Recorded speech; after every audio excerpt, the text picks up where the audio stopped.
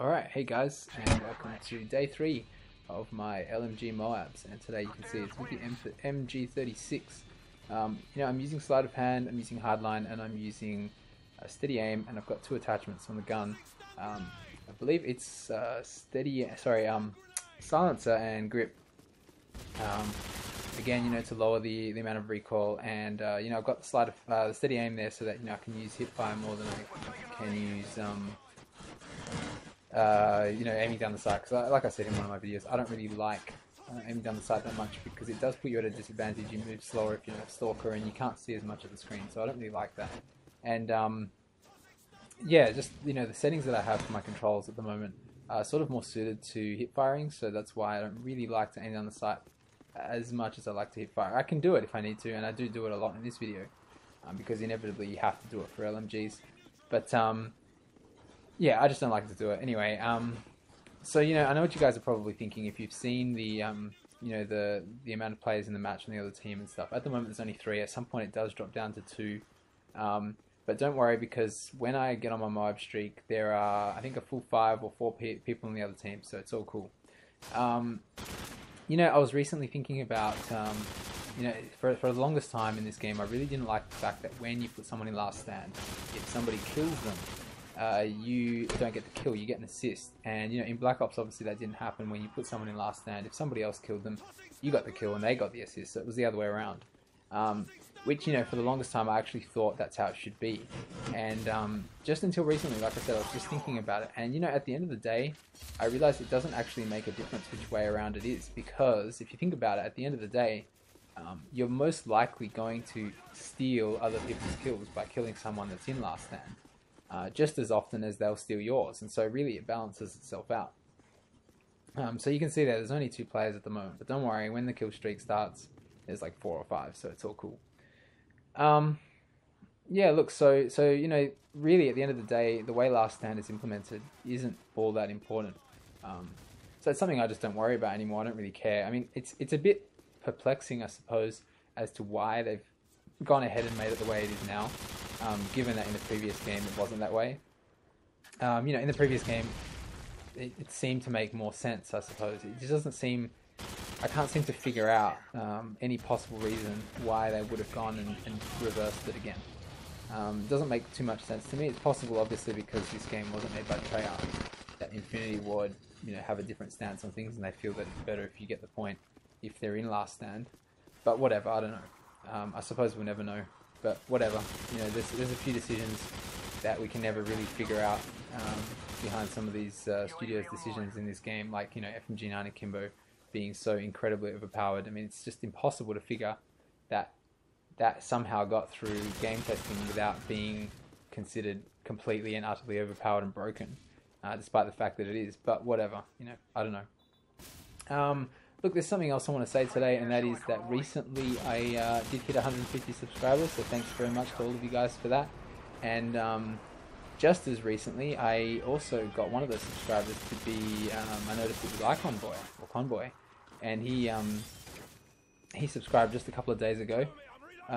So if you're listening to this, thanks a lot, dude. I am a fan. I know you're one of the founding fathers of the Wii community on YouTube and stuff, so that's pretty cool. Yeah, it'd be awesome if we could do perhaps some sort of a joint commentary or a joint gameplay or something like that. Or even if you could just chuck one of my videos up on your channel, to give me a bit of support, a bit of exposure, that'd be awesome. And any of you other guys that are listening, head on over to his channel, send him a message and say, look, we want to see Pwnsweet on your channel, if that's what you want. It'd be good. I'd really appreciate it if you guys did that. It might make him listen a bit more, he might actually take notice, which would be good. But yeah, so recently also I want to talk about this game that I've been playing. Like I said, since my account got hacked, I haven't really been playing this game that much. I did start a new account recently, but that was just to finish up my MOAB with every gun series, which I can safely say, and I'm happy to say, that I have finished. So as far as I know, I'm the only one who's done it. And I'll be finishing that up over the next coming weeks. But yeah, a game that I've been playing recently, it's called Pwnsweet. It's made by the same guy that made the Metal Gear Solid games. His name is Hideo Kojima. I've actually met him in real life. I've got his signature on my Metal Gear Solid games, which is pretty cool. He actually came to Perth in 2007, which was amazing. I wouldn't miss it for the world. So I did have to pay an arm and a leg to get there, but I managed to meet him and I got his signatures. But yeah, he made a game back in the 1990s called Police Noughts. It was originally for, this is testing my memory, I think it was the Saturn, and eventually there was a version that came out for the PlayStation. I think it was made in 1996. I haven't checked, I probably should have before I started the commentary.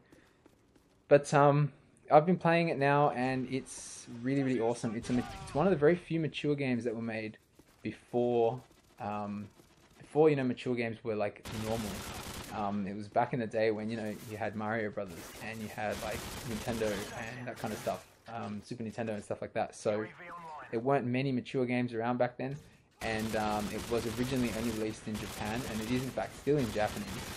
But just as of I think 2 or 3 years ago, a fan translation project that was basically, their goal was to convert all the game from Japanese to English, or all of the text I should say, and do subtitles for all the voice dialogue in the game.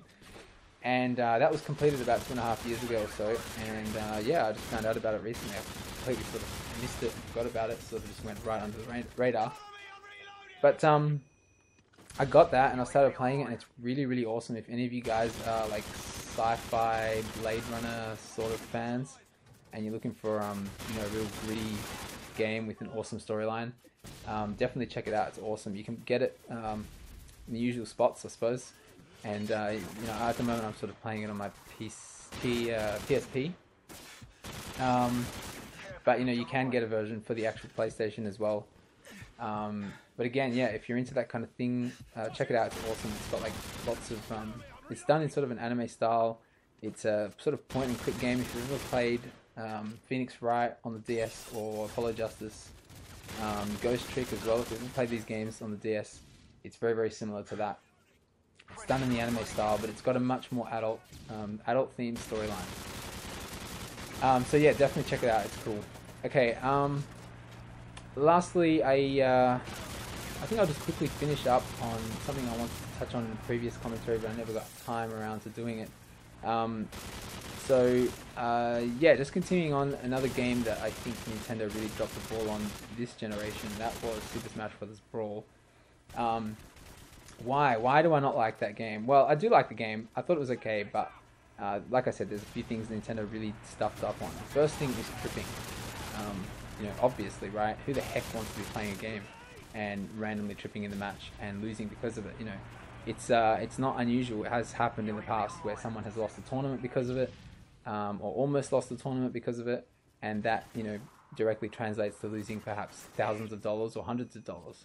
And yeah, it's just ridiculous. You should never be in the game. I don't know why it is. And yeah, it sucks. And the other thing about Brawl that I really don't like is that it's unbalanced.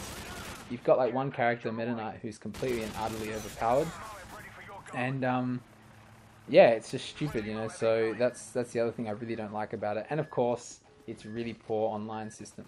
If any of you guys have ever played it, you know what I'm talking about. But it's possibly the best example of the worst online system in any game ever. So yeah, I thought that was really, really bad. But keep watching my videos. On the next one, I'll be talking a bit about the 3DS and some disappointments about that. I think they're pretty obvious. But again, thanks for watching, guys, and have a good day.